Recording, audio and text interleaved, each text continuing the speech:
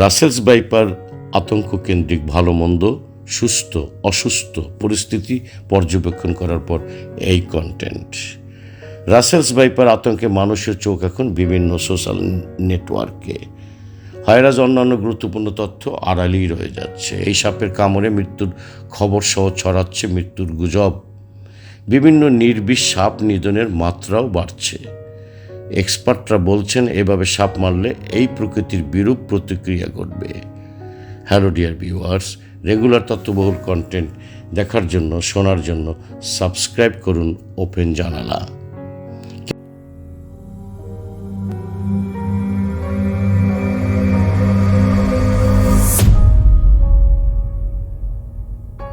কেন এই কন্টেন্ট? আতঙ্কে বিরাজিত বর্তমান পরিস্থিতি এক্সপ্লেন করার জন্য সাম্প্রতিক সময়ে রাসেলস ভাইপারকে নিয়ে দেশব্যাপী একটা হুলস্থুল, হুজুগে বাঙালির দৌড়। একজন আরেকজনকে বলছেন, আমি যে বলছি তুমি আমার কথা বলবা না। সে আবার আরেকজনকে একই কথা বলছে। এভাবে গুজব ছড়াচ্ছে গ্রাসরুট লেভেলে। এবার আসি ঘটনার ভেতরে। রাসেলস ভাইপার বা চন্দ্রবোরো সাপের আরেক নাম উলুবোরো। রাসেলস ভাইপার বৃদ্ধির কারণ কি?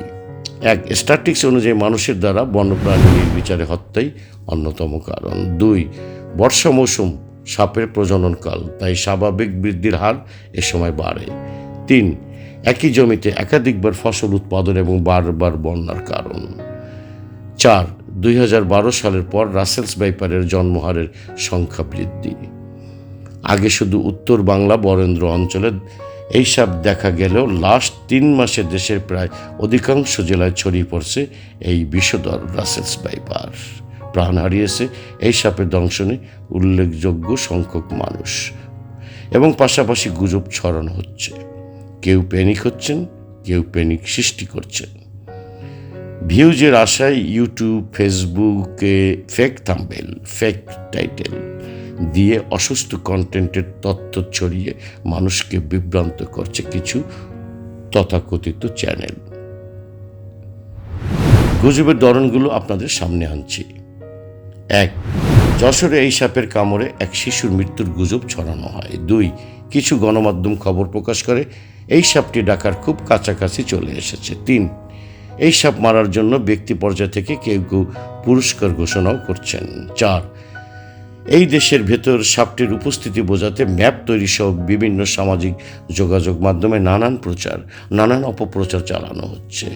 বন বিভাগ এবং প্রাণীবিদ্যা বিশেষজ্ঞগণ কি বলেন?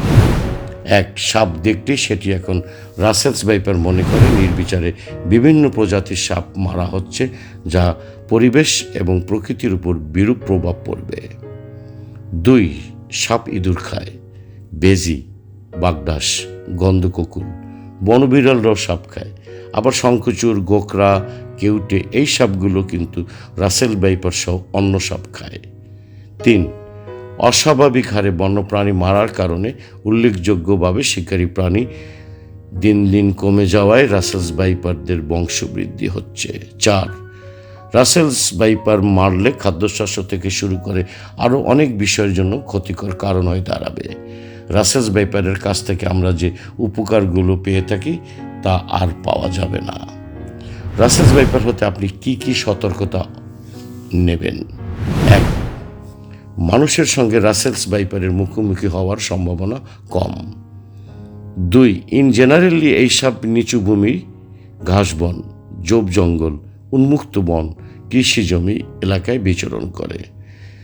তিন, মানুষের বসতি এরা এড়িয়ে চলে। মাটির রঙের হওয়ায় এই সাপটি মাটির সঙ্গে সহজে মিশে থাকতে পারে। মানুষ খেয়াল না করেই কাছাকাছি গেলে সাপটি বিপদ দেখে ভয় আক্রমণ করে থাকে। চার, রাসেলস ভাইপার দক্ষ সাঁতারু সাপ, তাই নদীর স্রোত এবং বন্যার পানিতে দেশের বিভিন্ন এলাকায় ছড়িয়েছে। পরিবেশ, বন এবং জলবায়ু পরিবর্তন মন্ত্রণালয়ের বিজ্ঞপ্তি কি বলে? রাসেলস ভাইপারের কামড় এড়াতে এবং বাড়তি সতর্কতা অবলম্বন করার জন্য কনসার্ন মিনিস্ট্রি একটি গাইডলাইন দিয়েছে। জনস্বার্থে তা আপনাদের দেখার জন্য হুবহু স্ক্রিনে তুলে ধরা হলো। ইন ফিউচার যাচাই না করে কোনো সংবাদে বিভ্রান্ত হবেন না এবং আশা করি এই কন্টেন্টটি দেখে সকল গুজবের সমাপ্তি ঘটবে। কুসংস্কার মুক্ত থাকুন। No more today. Thanks all, bye bye. নেটস লাইক কমেন্ট শেয়ার ওপেন জানালা।